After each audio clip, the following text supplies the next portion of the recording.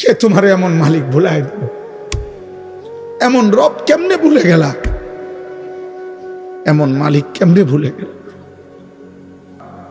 আল্লাহ বলে, বলো না বান্দা, পায়ের নিচের এই জমিন আমি কি তোমার জন্য বিছায়া দেই নাই? আমি কি পাহাড়গুলো তোমার জন্য পেরেগের মতো বসায়া দেই নাই? আমি কি তোমাদেরকে জোড়ায় জোড়ায় নারী পুরুষে সৃষ্টি করি নাই? দুই চোখের ঘুম কি আমি দেই নাই? আলোকিত পৃথিবীটাকে অন্ধকারের কালো চাদর দিয়ে আমি কি রাত্রি বানিয়ে দেই নাই?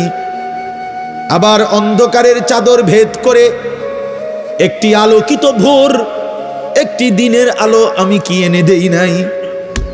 মাথার উপরে 7টা আসমান আমি আল্লাহ কি বানাই নাই?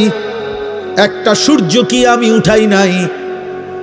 আসমান থেকে অঝোর ধারায় বৃষ্টি আমি আল্লাহ কি নামাই নাই? জমিন থেকে উৎপন্ন ফুল ফসল আমি কি তোমার জন্য বের করি নাই? এত কিছুর বিনিময়ে বান্দা আমি বুঝি একটা সেজদাও পাবো না? আজ ঘরে যাইও না আব্বা।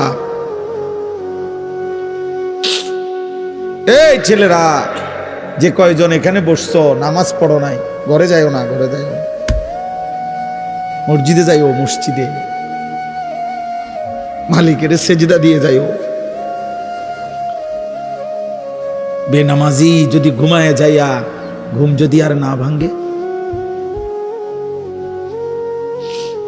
রাত যদি আর ভোর না হয়, এই পৃথিবীর বাস্তবতা এটা। এজন্য আমি অনুরোধ করলাম। আল্লাহ বলেন, বান্দা সব তো আমার প্রশংসা করবা না কেন? রব্বিল আলামিন, আমি তো জগৎ সমূহের পালন কর্তা। আমি শুধু সৃষ্টিকর্তা না যে বানাইয়া ছেড়ে দিছি। কোম্পানি আর জানে না তার মাল কোথায় গেছে। দুনিয়ার কোম্পানি তো এমন হয় যে কোম্পানি বানাইয়া ছেড়ে দিছে, বাজারজাত করে দিছে, প্রোডাক্ট করে, এখন আর কোম্পানি জানে না তার মাল কোথায়। রব বলেন, না, আমি এমন মালিক না, আমি রব।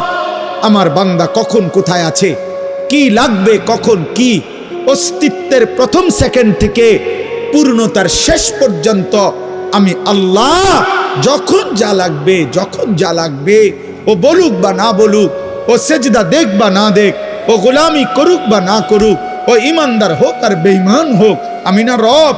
ওরে না আমি বানাইছি, আমি না খাওয়াইয়া রাখবো কেমন?